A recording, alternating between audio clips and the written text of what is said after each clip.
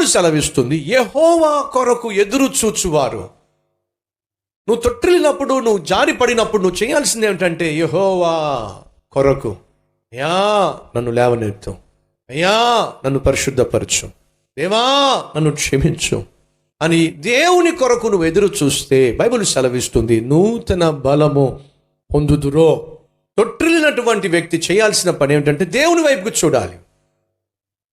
తొట్టిల్లినటువంటి వ్యక్తి చేయాల్సింది ఏమిటంటే దేవుని కనికరము కోసం ఎదురు చూడాలి, దేవుని క్షమాపణ కోసం ఎదురు చూడాలి. అలా ఎదురు చూసినట్లయితే బైబిల్ సెలవిస్తుంది, దేవుడు ఖచ్చితంగా నూతన బలాన్ని ఇస్తాడట. పక్షిరాజు వలె రెక్కలు చాపి పైకి ఎగురుదురు, అలయక పరుగెత్తుదురు, సొమ్మసిల్లక నడిచిపోవుదురు. ఫ్రెండ్స్, ఒకవేళ ఈరోజు నువ్వు పడున్నావేమో, అయితే నీకు ఒక శుభవార్త, పడిన వారిని లేపడానికి నా ప్రభు సిద్ధంగా ఉన్నాడు.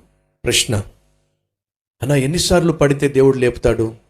జవాబు, నువ్వు ఎన్నిసార్లు పడినా, నువ్వు పశ్చాత్తాప పడితే నా ప్రభువు లేపడానికి సిద్ధంగా ఉన్నాడు. అయితే నేను పడిన ప్రతిసారి దేవుడు లేపుతాడా? ఎస్, పడిన ప్రతిసారి దేవుడు లేపడానికి సిద్ధంగా ఉన్నాడు, నువ్వు పశ్చాత్తాప పడితే. ఓకే, ఇప్పుడు దయచేసి గమనించండి, మనం బట్టలు మాసిపోవడమే కాదు, మనం పొద్దున్న వేసుకున్న బట్టలు సాయంత్రం వచ్చేసరికి విడిచేస్తాం కదా, విడిచి ఉతుక్కుంటాం కదా, నీళ్ళల్లో ఉతికితే అది శుభ్రం అవుతుంది కదా. ఎస్ బ్రదర్, నీళ్ళల్లో ఉతికితే బట్టలు శుభ్రం అవుతాయి, అది మీకు తెలుసు కదా. తెలుసు.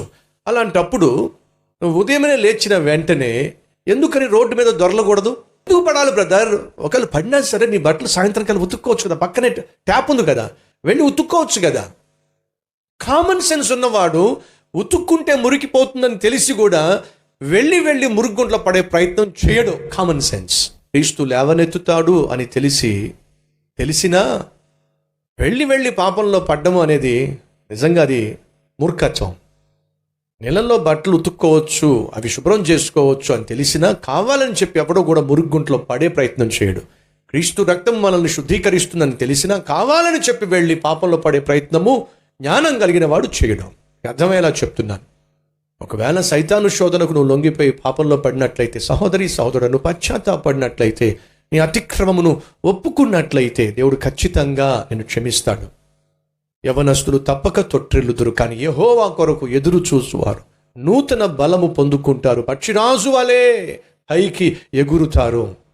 అంతేకాకుండా వారు అలయక పరిగెత్తుతారు, సొమ్మసిల్లక నడిచిపోతారు.